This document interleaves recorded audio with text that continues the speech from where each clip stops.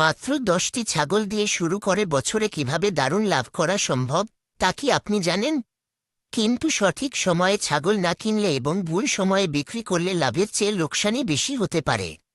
আজ আমরা জানব 10টি ছাগল পালনের আসল আয় ব্যয়ের হিসাব এবং সঠিক গাইডলাইন।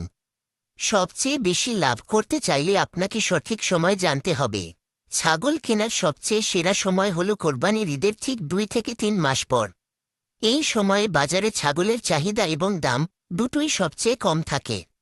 মাত্র 5 থেকে 6 মাস বয়সের বাচ্চা ছাগল বা খাসি কেনা সবচেয়ে বুদ্ধিমানের কাজ।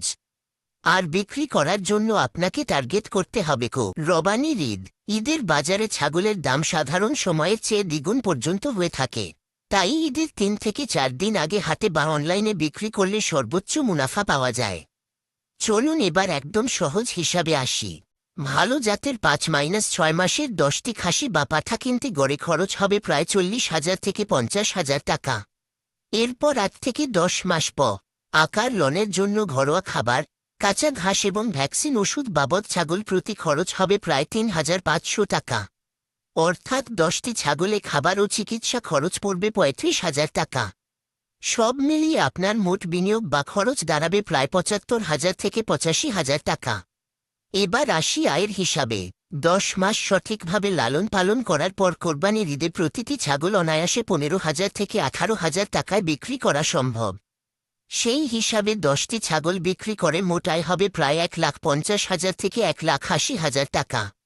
অর্থাৎ সব খরচ বাদ দিয়ে আপনার পকেটে থাকবে 65,000 থেকে প্রায় 1 লাখ টাকা পর্যন্ত পরিষ্কার লাভ।